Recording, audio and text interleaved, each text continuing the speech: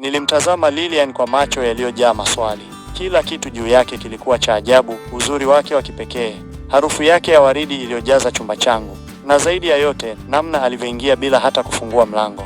"Unamaanisha nini?" nilimuuliza kwa sauti ya kusitasita.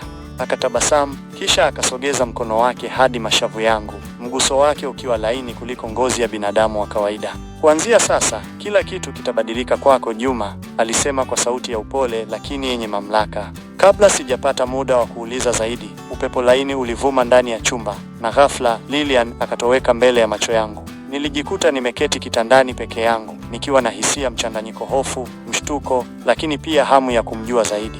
Asubuhi iliyofuata, niliamka nikihisi mwepesi, kama mtu aliyepumzika kwa miaka mingi. Nilipotoka nje, nilielekea kwenye duka dogo la chai jirani na nyumbani kwangu. Ilikuwa kawaida yangu kunywa chai ya mkate na maharage kabla ya kuhangaika na vibarua vya hapa na pale. Lakini nilipofika pale, mambo yalikuwa tofauti. Mmiliki wa duka, Mzee Rashidi, alinipokea kwa tabasamu pana. "Juma, rafiki yako alikuja mapema na kulipia chai yako kwa mwezi mzima." Niliganda. "Rafiki yangu?" "Ndiyo, yule dada mzuri mwenye nguo nyekundu. Alisema anataka uhakikishe unakula vizuri kila asubuhi." Damu ilipiga kwenye mishipa yangu. "Lilian!" Nilihisi mwili wangu ukisisimka.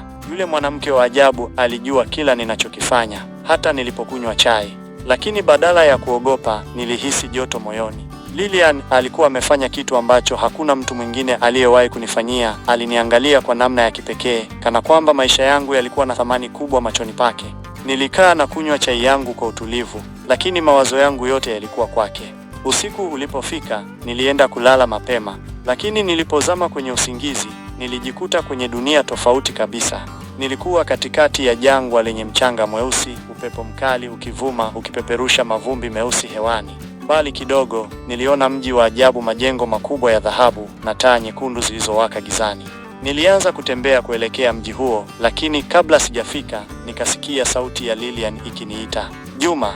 Niligeuka haraka. Alikuwa amesimama nyuma yangu, akiangalia moja kwa moja ndani ya macho yangu. "Hii ni sehemu yangu," alisema, sauti yake ikiwa nzito zaidi ya kawaida. "Sehemu ninapotoka."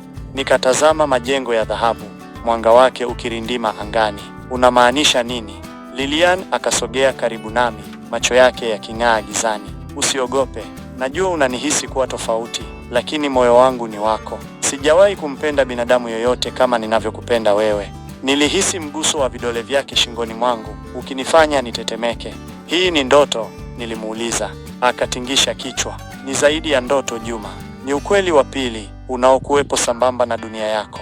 Nilihisi dunia nzima ikizunguka kwa mwendo wa ajabu. Nilihisi kana kwamba nilikuwa ndani ya fumbo kubwa ambalo bado sikuweza kulielewa. Kisha Lilian akaniangalia kwa jicho la maana. "Muda wako wa kuamua unakaribia." "Kuamua nini?" Akaniwekea kidole mdomoni. "Subiri, utaelewa muda ukifika." Alinitazama kwa sekunde chache zaidi, kisha ghafla niliamka kutoka usingizini, nikitweta na kupigwa na jasho. Sikujua nilikuwa nimeingizwa kwenye nini, lakini kitu kimoja nilikifahamu: Lilian hakuwa wa kawaida, na mapenzi yake kwangu yalikuwa na maana kubwa zaidi ya nilivyoweza kuelewa.